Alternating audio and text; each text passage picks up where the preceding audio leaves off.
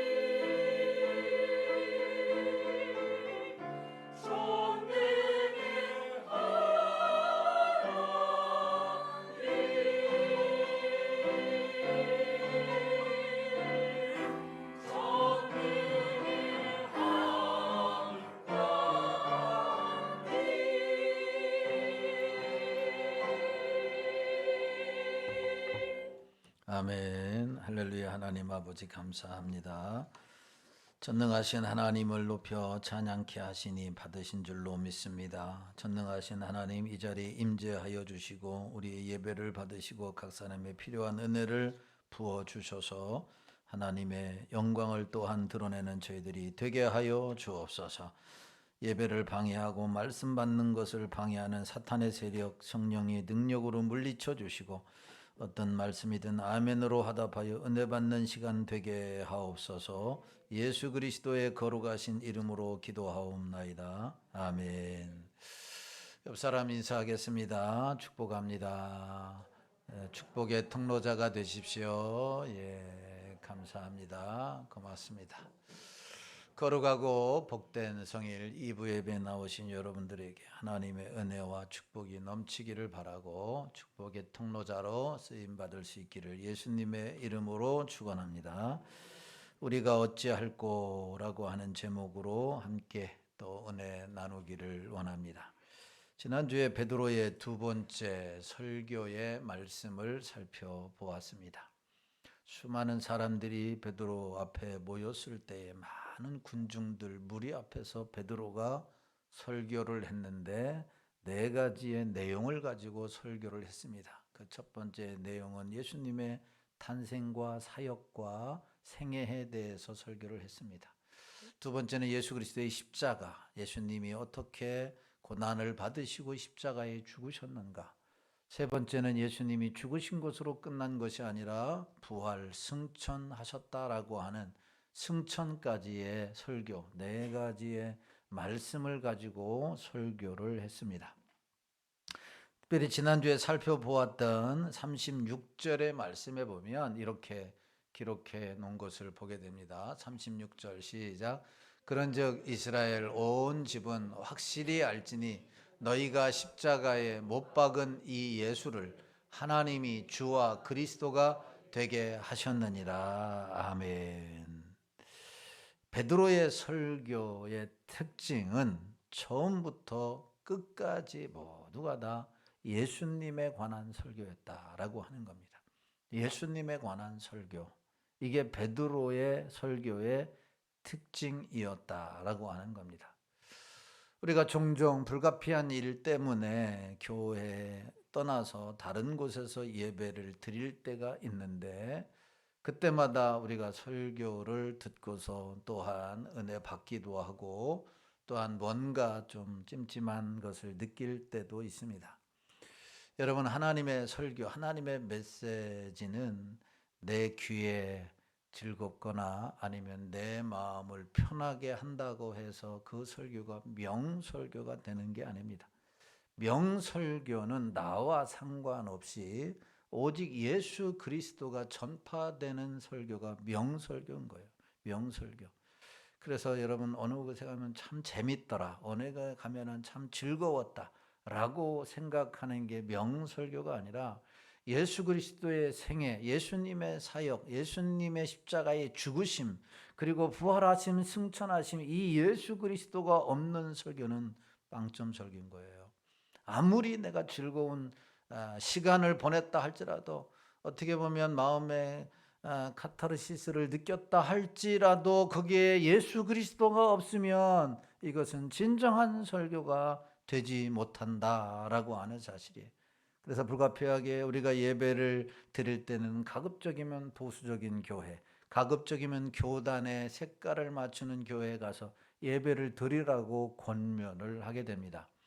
왜냐하면 보수일수록 우리가 합동교단이나 고신교단이나 침례교단 같은 경우는 오직 복음 중심의 바로 예배, 하나님의 말씀을 전하고 있기 때문에 그렇습니다. 중요한 것은 베드로가 바로 이 같은 예수님의 처음부터 끝까지 바로 예수님에 관한 설교를 전했다라고 하는 겁니다. 그러자 수많은 그 가운데 모였던 무리들이 죄를 깨닫고 양심의 찔림을 받아 죄사함을 받는 길을 물었고, 베드로는 그 길에 대해서 명확하게 제시하고 있는 것을 보게 됩니다. 그래서 오늘은 베드로의 설교를 들은 후에 무리들의 반응이 무엇인가, 그 반응에 대한 베드로의 해답은 무엇인지 함께 살펴보고 은혜 나누기를 원합니다.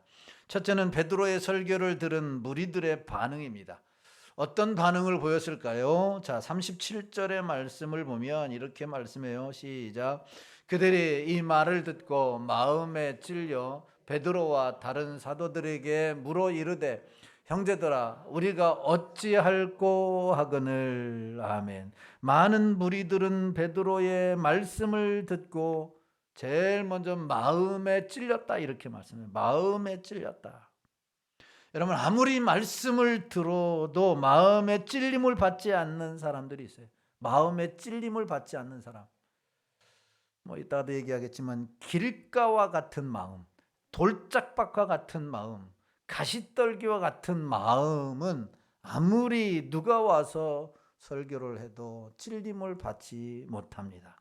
그런데 베드로가 설교를 했을 때 수많은 무리들이 들었고 그 말씀을 들은 사람들 가운데 마음에 찔렸어요. 마음에 찔려. 그래서 찔린 다음에 그들이 뭐라고 고백했냐? 오늘 31절 후반 마지막 부분에 보면 어찌할꼬 그랬어요. 우리가 어찌할꼬라고 하는. 여러분 왜 많은 무리들이 베드로의 설교를 듣고 마음에 찔려 어찌할꼬라고 했을까요? 당연히 성령의 역사이겠죠. 성령의 역사. 아무리 강팍한 사람도 성령님이 역사하시면 변화가 되어지고 새 사람이 되어집니다. 그렇지만 당시 유대인들은 예수님을 십자가에 처형하는 것이 하나님께 충성되고 바른 신앙인 길인 줄로 알았어요.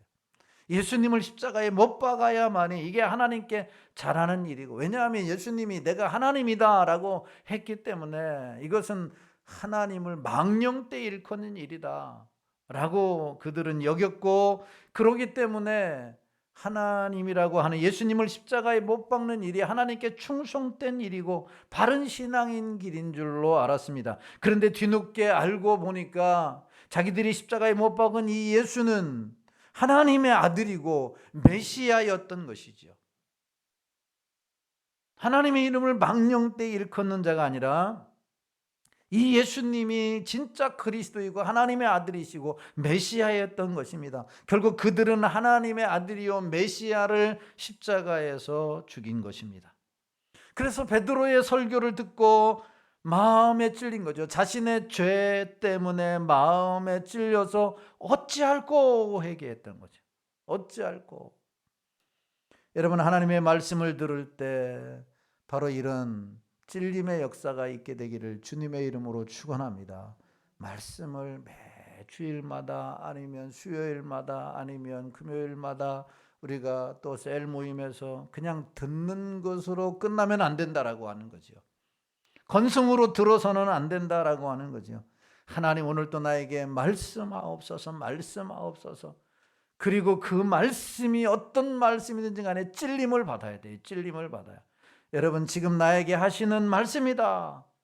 그리고 이 말씀을 내가 고쳐야 되겠다라고 하는 수용성이 있어야 돼요. 그래야 여러분 이게 바른 신앙이고 바른 자세예요. 그리고 이 신앙을 가질 때에 이렇게 수용을 할 때에 내가 성장하고 변화되어지고 예수님을 닮아가는 줄로 믿으시기를 주님의 이름으로 축원합니다. 그런데 우리는 나에게 적용하기보다도 꼭 말씀을 들으면 상대에게 적용하기가 참 너무 쉽다라고 하는 거예요. 대부분이 그래요. 부부간에 앉아서 예배를 드려도 야 옆구리를 찔리면서 당신에게 하는 말이다 저거 당신에게. 그리고 또 상대방은 너에게 하는 말이지 너에게. 또 이게 여기서 끝나면 좋은데 집에까지 가가지고 야 오늘 목사님이 하시는 말씀이 꼭 너에게 하는 말이다. 그러니까 또 상대방은 아닌데 당신 말을 잘못 들은 거야. 오늘 당신에게 하는 말. 그러다가 소련 말이 나오고 그러다가 냄비 뚜껑이 날아가고 그러다가 교회 안 나간다 그러고 그렇게 되는 거죠. 적용은 나에게 하시는 말씀. 할렐루야. 어떤 말씀이든지 간에 나에게 주시는 말씀으로 받아야 여러분 내가 변화가 일어나는 거예요. 성장이 일어나는 거예요. 예수님을 닮게 된다라고 하는 사실이에요. 물론 그렇지 않은 사람이 없을 수가 없어요. 오늘 목사님의 설교가 권사님에게 꼭 하시는 말씀이 돼 평상시에 감정 있는 사람들은 꼭 그렇게 이야기를 해요. 그러면 권사님은 그냥 아멘하고 넘어가면 되는데 어떻게 내한테 한 말이냐, 너는 귓구멍이 먹었냐 아니면 뭐 했냐 이렇게 이야기를 하다가 또 시험 들어서 교회를 안 나오는 거죠. 여러분, 변화와 성장과 예수님의 인격을 닮아 거룩한 교회, 하나님의 뜻을 이루려면 어떤 말씀든지 나에게 주시는 말씀으로 받을 수 있게 되기를 예수님의 이름으로 축원합니다. 히브리서 4장 12절에 보면 히브리 기자가 이렇게 말씀합니다. 시작. 하나님의 말씀은 살아있고 좌우의 날선 어떤 검보다도 예리하여 혼과 영과 및 관절과 골수를 찔러 쪼개기까지 하며 또 마음의 생각과 뜻을 판단하나니. 아멘.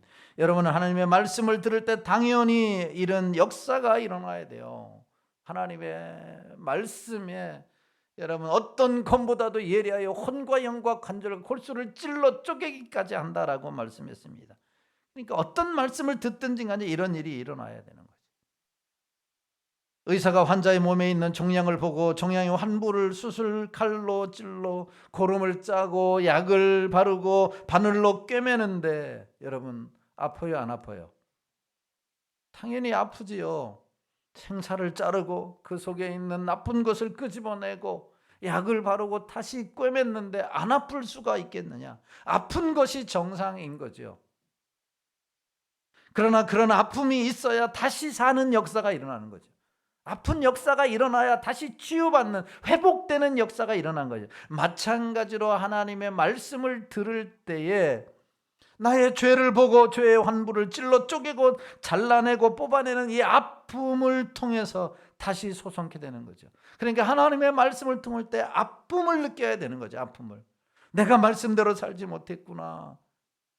내가 죄를 범했구나. 내가 하나님의 백성다운 삶을 살지 못했구나. 이 거룩한 백성의 삶의 모습에서 이탈했다라고 하는 자신을 보면서 마음에 찔려야 되고 어찌할꼬 회개하는 이 아픔이 있어야 된다라고 하는 거죠. 매 시간마다 예배 드릴 때마다 여러분 이런 은혜가 있게 되기를 주님의 이름으로 축원합니다. 이런 자에게는 눈물이 있는 거죠. 그래서 유명한 영국의 설교가 있던 스펄전 목사님은 마른 눈 가지고는 천국에 못 간다 이렇게 말씀했어요. 바로 말씀을 듣고 깨우침을 받고 어찌할꼬 회개하는 이 눈물의 회개가 있을 때에 성장이 있고 변화가 있고 발전이 있고 여러분 예수 그리스도의 인격과 삶을 본받아서 하나님의 나라 확장하는 일에 쓰임 받는다라고 하는 말씀인 거죠. 마찬가지로 말씀을 들을 때 바로 이런 놀라운 은혜가 여러분들에게 주어짐으로 말미암아 여러분들에게 이 성장과 변화가 날마다 지속됨으로 하나님을 기쁘시게 하고 여러분들을 통해서 주어진 것이 아름답게 변화가 일어나는 은혜가 있게 되기를 예수님의 이름으로 축원합니다. 그런데 바로 우리가 어찌할꼬 하나님의 말씀을 듣고 찔림을 받고 어찌할꼬 회개하는 사람의 마음은 어떤 마음이냐면 옥토와 같은 마음이에요. 옥토와 같은 마음. 여러분 마태복음 13장을 보면 씨 뿌리는 비유가 나옵니다. 여기서 예수님은 네 종류의 밭을 말씀하고 있는 거죠. 네 종류의 밭이 뭡니까? 길가와 같은 밭, 돌짝밭과 같은 밭, 그 다음에 가시떨기밭, 옥토밭을 이야기합니다. 각 밭에다 씨앗을 뿌렸습니다. 그런데 길가밭에 씨앗을 뿌렸더니 악한 자가 와서 뿌려진 것을 빼앗아 가버렸어요. 뿌리도 내리지 못한 거죠. 뿌리도 내리지 못한 거죠. 돌짝과 같은 밭은 곳에 씨앗을 뿌렸더니 뿌리가 없어서 곧 말라버렸다라고 말씀합니다. 흙이 없고 돌짝밭이기 때문에 흙이 없는 거죠. 그래서 곧 말라버리는 거죠. 가시떨기 밭은 가시 기운에 막혀서 열매를 맺혀요. 그 가운데 씨앗이 심어졌지만 그러나 금세 가시와 같은 일들 때문에 자라지를 못하는 거죠. 열매를 맺지 못하고 사라지고 마는 거죠. 그러나 옥토밭에 씨앗이 뿌려지면 뿌리를 내리고 새싹이 돋고 꽃이 피고 열매를 맺는데 30배 때로는 60배 때로는 100배의 열매가 맺는다라고 하는 말이에요. 저는 여러분들의 마음이 옥토가 되기를 예수님의 이름으로 축원합니다. 하나님의 말씀이 여러분들의 마음 앞에 깊숙이 심어지게 되면 뿌리도 내리고 여러분 새싹도 나고 꽃이 피고 열매를 맺는다라고 하는 말이에요. 말씀을 받고서 어찌할꼬 회개하며 자신을 돌아보며 여러분, 하나님 앞에 나와 자복하는 자가 옥토와 같은 자이고 열매 맺는다라고 하는 거죠. 소성케 된다라고 하는 말이죠. 말씀을 들어도 똑같은 자리에 앉아 있어도 여러분 제각각이지 않습니까? 크게 세 종류의 반응을 보이는 것을 보게 됩니다. 첫 번째의 반응이 뭐냐면 베드로의 설교를 듣고 찔림을 받은 사람들처럼 오늘 본문의 말씀처럼 어찌할꼬 회개하는 사람들이 있는가 반면에 스데반의 집사의 사도행전 9장의 말씀에 보면 스데반의 설교를 듣고 마음의 찔림을 받았지만 어떻게 하는 사람이에요? 돌을 들어서 스데반을 쳐서 죽이는 사람들이 있어요. 정확하게 지적을 했는데도. 그러면 어찌할꼬 오늘 본문의 말씀처럼 회개하고 고치고 소생케 되는 역사가 일어나야 되는데 도리어 돌을 들어서 던져 죽이는 자가 있는 거죠. 여러분, 목사가 설교할 때는 성도들이 변화되어지고 새로워지고 예수님의 인격을 받아 세상을 승리하고 하나님의 영광을 위해서 드러내기 위해서 말씀을 전하는 거지, 누구를 공격해서 누구를 지적해서 저 사람이 미워서 설교하는 목사는 하나도 없다고 저는 생각을 해요. 하나도 없다고 생각해요. 자기가 그렇게 받아들일 뿐인 거죠. 자기가 그렇게 받아들일 뿐인 거죠. 그래서 때로는 목사를 향해서 돌을 드는 성도들이 많이 있는 거죠. 이 가운데는 저를 향해서 돌을 드는 성도가 하나도 없게 되기를 바랍니다. 왜냐하면 저는 여러분들을 미워해서 말씀을 전하지 않기 때문에.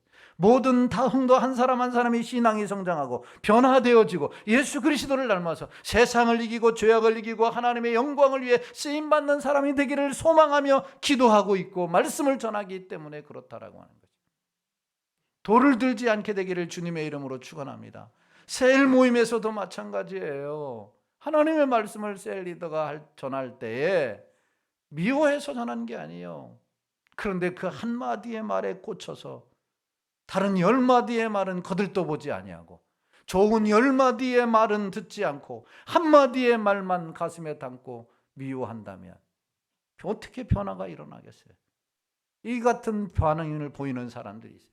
세 번째 반응은 사도행전 20장에 나오는 유두고라고 하는 청년처럼 말씀을 듣다가 깊이 졸든지 딴 생각하고 안 듣는 자가 있는 거죠. 우리가 똑같이 말씀을 듣는 것 같아도 이런 세 종류의 사람이 있는 거예요. 어떤 사람은 안 듣는 거예요. 어떤 사람은 딴 생각을 하고 있는 거죠. 예배 끝나고 밥은 뭐 먹나? 그리고 어디를 가야 되나? 이런 생각을 하고 안 있는 사람들이 있다란 말이죠. 사랑하는 성도 여러분, 말씀을 듣고 우리가 어찌할꼬 하는 옥토와 같은 마음밭이 될 때 여러분, 우리가 치유가 되어지고 회복이 되어지고 소송케 되어지는 역사가 일어나는 줄로 믿으시기를 주님의 이름으로 축원합니다. 그런데 바로 베드로가 예수 그리스도의 생애 사역, 예수 그리스도의 죽으심, 부활하심, 승천하신 말씀을 전했을 때 수많은 무리들이 이 말씀을 듣고 마음의 찔림을 받았다. 그리고 어찌할꼬 회개의 역사가 일어났다라고 하는 거죠. 그래서 예배 드릴 때마다, 말씀을 들을 때마다 여러분 이런 역사들이 일어나게 되기를 주님의 이름으로 축원합니다. 그러자 베드로가 어떤 제시를 하게 됩니까? 두 번째로 38절에 이렇게 말씀을 합니다. 시작. 베드로가 이르되 너희가 회개하여 각각 예수 그리스도의 이름으로 세례를 받고 죄사함을 받으라. 그리하면 성령의 선물을 받으리니. 아멘. 첫 번째 베드로가 제시한 게 뭐예요? 회개하라라고 하는, 회개하라라고 하는 말은 히브리어로 메타노이아라고 하는 말이에요. 이것은 방향을 바꿔라라고 하는 말이에요. 가다가 내가 어떤 일을 가다가 말씀을 듣고서 이것이 잘못됐다라는 것을 깨달으면 거기서 멈추는 게 아니라 다시 돌아와야 되는 거예요. 다시 돌아와야 된다. 이것이 진짜 회개인 거죠. 하나님의 말씀을 듣고서 지금까지 행한 것이 잘못됐다면 하나님 용서해 주세요. 내가 잘못했습니다. 내가 잘못한 내가 죽일 놈입니다. 이렇게 하는 것으로 끝나는 것은 회개가 아닌 거예요. 이것은 그냥 뉘우친 거예요. 뉘우친 거. 회개라고 하는 것은 다시 돌아오는 거예요. 돌아오는 것. 예수 안 믿는 사람이 예수 믿는 것이 회개인 거죠. 그러므로 우리는 최초의 완벽한 회개를 한 거예요. 예수 안 믿다가 복음을 듣고 예수를 믿어서 하나님의 자녀가 된 것이죠. 이게 진짜 회개인 거죠. 이것을 바울이 표현에 의하면 목욕을 한 거예요. 목욕을 한 것. 그러나 우리가 이 세상을 살아가면서 이미 용서함을 받았지만 자범죄를 짓지 않습니까? 사소한 이 죄를 지었을 때에 우리의 기도가 연락되지 않으니까 우리의 기도가 하나님 앞에 연락되어지고 우리의 봉사가 하나님 앞에 연락되어지고 우리의 하나님의 찬양의 예배가 연락되기 위해서 우리가 지은 자범죄를 날마다 회개하는 거 아니겠습니까? 이것이 바울의 표현에 의하면 발을 씻는다 이렇게 말했어요. 발을 씻는다. 우리가 매일매일 나갔다 오면 발을 씻는 것처럼 매 순간마다 발을 씻고 손을 씻는 것처럼 매일매일 회개해야 우리의 때로 시간 순간적으로 드리는 기도가 우리의 찬양이 우리의 예배가 연락되는 줄로 믿으시기를 예수님의 이름으로 축원합니다. 말씀을 듣고서 너희가 변화가 일어나고 성장이 일어나고 승리하는 삶을 살기 위해서는 회개가 필요하다. 회개해라 라고 하는 말씀이에요. 이 말은 예수 믿어라 라고 하는 말이에요. 예수를 십자가에 못 박았던 수많은 사람들, 유대인들을 향해서 예수를 믿어라 라고 하는 말씀이에요. 그런 다음에 뭐라고 얘기했어요? 두 번째로 세례를 받아라. 예수 그리스도의 이름으로 세례를 받아라 라고 말씀했어요. 여러분, 세례가 뭔가요? 세례는 구원의 조건이 아닙니다. 세례를 받아야 구원받는다. 이것은 성경적이지 않아요. 신학적이지 않아요. 세례는 구원의 조건이 아니에요. 구원의 조건은 오직 예수 그리스도 우리를 위해 십자가에 죽으시고 부활하시고 승천하시고 다시 오시고 지금 하늘 보좌에서 우리를 위해 중보하고 계시는 예수 그리스도를 믿어야 구원을 얻는 줄로 믿으시기를 주님의 이름으로 축원합니다. 믿음이 이기네. 오늘 찬송도 했잖아요. 믿음이 이기네. 이 예수 그리스도를 믿는 믿음이, 예수 그리스도를 의지하는 이 믿음이 여러분 우리를 구원으로 이기는 거예요. 죄악을 이기고. 여러분, 그래서 부활의 놀라운 축복을 우리가 찬양하고 있는 거 아니겠습니까? 사망을 이겼고 죄악을 이겼고 죽음을 이겼습니다. 모든 불합리한 것을 다 이기고 부활하셨습니다. 그 부활하신 주님을 믿는 자는 이기는 줄로 믿습니다. 이긴단 말이에요. 세례의 뜻은 죄를 씻는다라고 하는 뜻이에요. 죄를 씻는다. 또한 세례의 표는 죄사함과 그리스도의 연합된 표현. 내가 죄 씻음 받고 예수 그리스도와 하나가 되었다라고 하는 표시가 바로 세례인 거죠. 세례는 예수 그리스도를 믿는 자에게 주시는 표시인 거예요. 그래서 세례를 받고 회개하라 이렇게 하지 아니하고 회개하고 세례를 받으라, 예수 그리스도를 믿는 자에게 주시는 표가 세례인 거죠. 오늘 세례를 받지 않으신 분들이 있다면, 예수 그리스도를 믿고 세례를 받지 않으신다는 분이 있다고 한다면, 여러분은 회개하고 예수 그리스도를 믿어 내 신앙이 성장하고 변화되어지고 발전되어지고 그리스도를 닮아가고 능력 있게 살아가는 성도들이 되시기를 예수님의 이름으로 축원합니다. 세 번째로 베드로가 대안을 제시한 게 뭡니까? 성령의 선물을 받으라 그랬어요. 성령의 선물을 받으라. 이 말은 회개하고 세례를 받은 자들에게 하나님께서 성령을 주신다라고 하는 말이죠.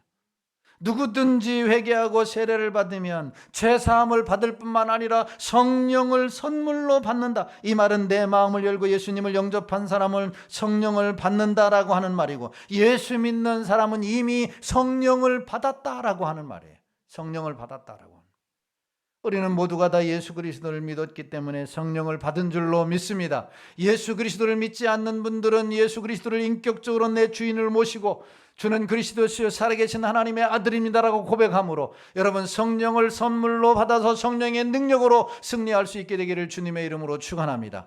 오늘 베드로가 이 수많은 무리들 앞에 설교할 수 있는 담대한 능력자로 설 수 있었던 것은 여러분 예수 그리스도를 믿고 성령의 충만함을 입었기 때문에, 할렐루야, 성령의 충만함을 입었기 때문에, 그러므로 어디에 갔든지 능력 있게 죄에 굴복하지 아니하고 불합리한 일에 굴복하지 아니하고 능력 있게 여러분 싸워 승리할 수 있는 것은 성령의 충만함인 거예요. 이미 성령을 받은 사랑하는 성도 여러분, 성령 충만함 받아서 이 땅 가운데서 승리하고 하나님의 영광을 마음껏 드러낼 수 있는 복된 성도들이 되시기를 예수님의 이름으로 축원합니다. 베드로는 마지막으로 이 약속은 하나님이 부르신 모든 사람들에게 하신 것이다 라고 말씀합니다.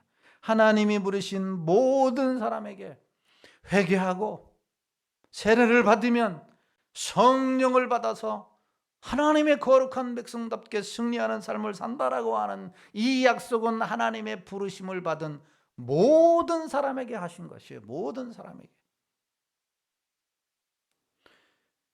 하나님이 부르신 과거, 현재, 미래 모든 사람들에게 하신 것이다. 그러므로 많은 사람들이 멸망의 길로 가고 있지만 너희는 회개하고 예수를 믿어 구원을 받으라, 이렇게 말씀하고 있는 거예요. 세상 사람들과 같이 죄를 범하여 그들과 같이 떠밀려 가는 무리들이 아니라 예수 그리스도를 믿어 성령 받아 승리하는, 역행하는, 세상과 역행하는, 죄악과 역행하는 하나님의 뜻을 이루며 사는 거룩한 백성이 되라라고 하는 대안을 제시한 거죠. 어찌할꼬 회개하는 자들에게 이 네 가지의 제안을 제시했을 때에 그들의 반응이 무엇입니까? 41절에 보십시오. 베드로의 설교의 결과가 이렇게 등장하고 있는 것을 보게 됩니다. 시작. 그 말을 받은 사람들은 세례를 받음에 이날에 신도의 수가 3,000이나 더하더라. 아멘. 여러분, 베드로의 회개를 촉구하는 설교를 듣고 놀라운 일이 일어났습니다. 회개하고 예수 믿기로 작정한 사람이 3,000명이나 되었다라고 하는 거죠. 우리가 2주 전에 블레싱 데이를 마쳤습니다. 예수 믿지 않은 사람들을 우리가 초청해서 복음을 전하고 결신한 사람들이 10명이 됐습니다. 지난주에 총회장과 몇몇 블레싱 데이를 마친 그런 목사님들과 미팅이 있어서 다녀왔는데 놀라운 소식을 들었어요. 청주에 있던 어떤 한 교회는 이 블레싱 데이에 무려 530명이 등록을 했다 그래요. 이쪽은 반응이 없네. 5,300명 정도는 그래도 등록을 해야 그렇죠. 여러분, 530명이 등록을 했다라고 하는 게 놀라운 일이에요. 초대교회 베드로의 설교에 3,000명이 회개한 것과 맞먹는 거죠. 오늘날에 총회장 교회가 한 3,000명 정도 모이는데 그 교회도 500명을 등록시키지 못한 거예요.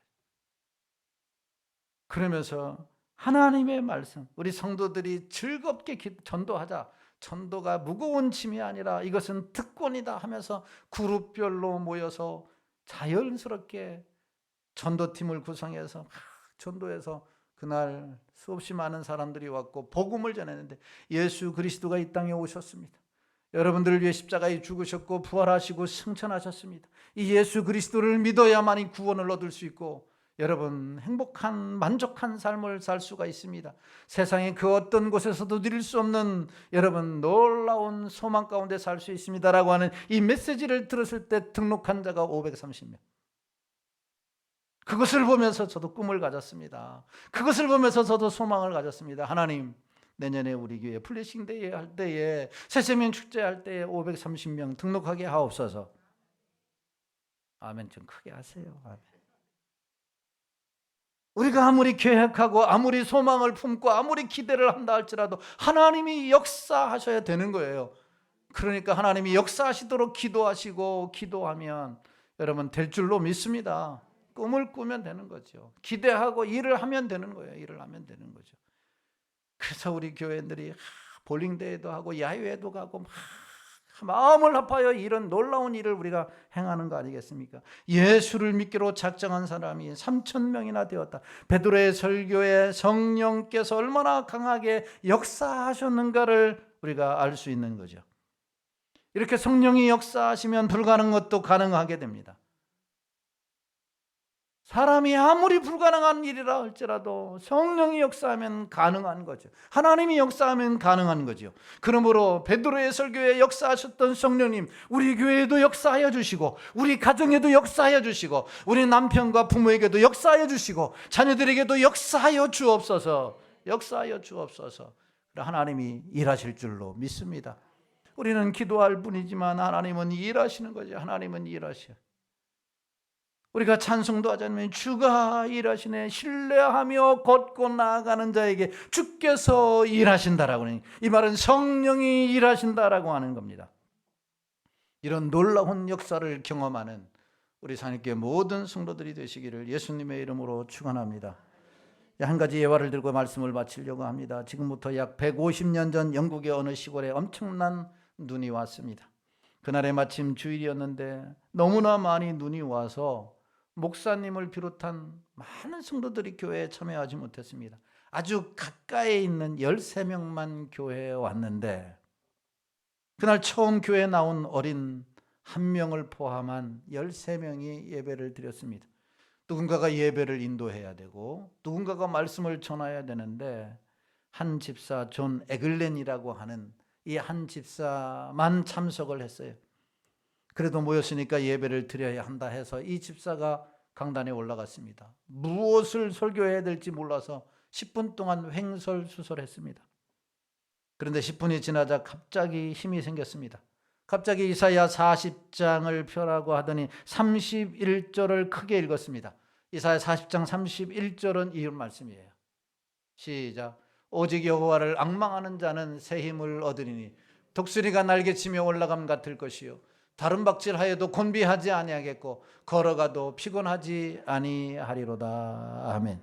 그러면서 하늘을 가리키며 소리쳤습니다. 여러분, 하늘을 바라보십시오. 위를 바라보십시오. 오직 예수님을 바라보십시오. 그것만이 우리의 살 길입니다. 이렇게 말했어요.